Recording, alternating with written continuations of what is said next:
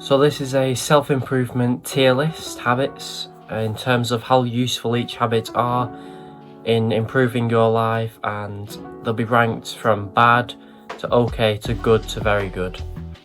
Now, the bad habit in terms of self-improvement is affirmations, which means pretty much when you talk to yourself, telling yourself like, I'm gonna be rich, I'm gonna be strong, I'm gonna be great. That's, I'd say, the least effective, because most people aren't going to take action with this. They're going to just say these words and expect results, but you have to say the words and also follow up with actions. So you can't just look at yourself in the mirror every morning and say, I'm going to be rich, I'm going to be rich, but not do any work towards that. So without proper action, this doesn't really work, and that's why it's in the worst tier, bad. Now, the next habit in the okay category is watching self-improvement videos, because you can get good advice from this. It's always good to watch them if you, again, follow up with actions. So don't just watch the videos mindlessly, not learning anything and not following up with any in real life progress. So you can't watch a self-improvement video on meditating and then not go and meditate, because you've just wasted your time, because you've not learnt or done anything proactive from watching that video.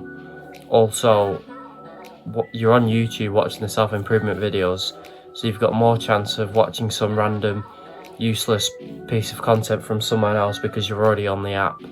So if you're going to watch self-improvement videos, watch them, learn from them, and then go and do that thing in real life, and don't get distracted with anything else. Now, in the good category for habits, there's a few.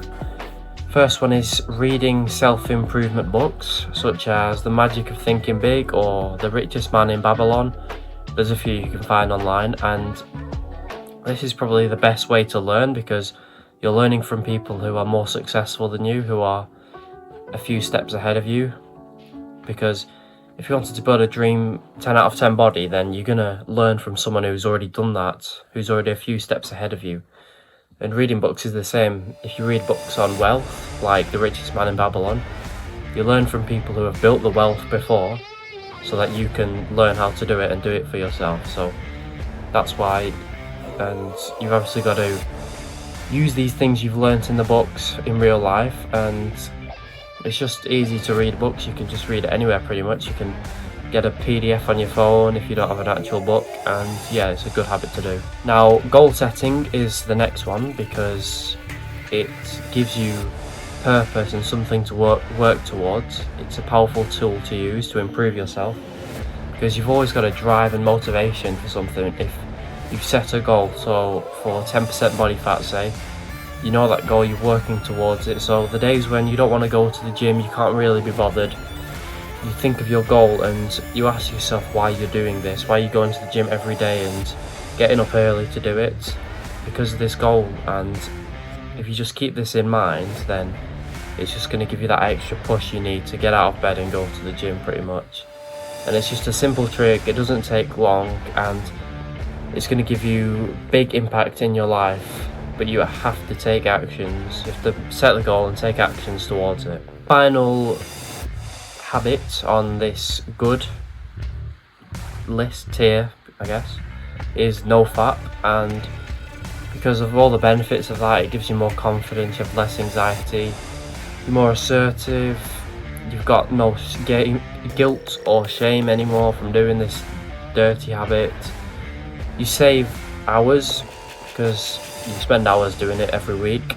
To think about how long you spend doing it, and you're most likely doing it at night time and where you should be asleep, so your sleep's going to improve instead of staying up till 1-2 a.m. doing it. And yeah, it's just building discipline, because it's an addictive thing, and if you can manage to quit doing it, then you're going to be proud of yourself and your discipline skill is going to increase.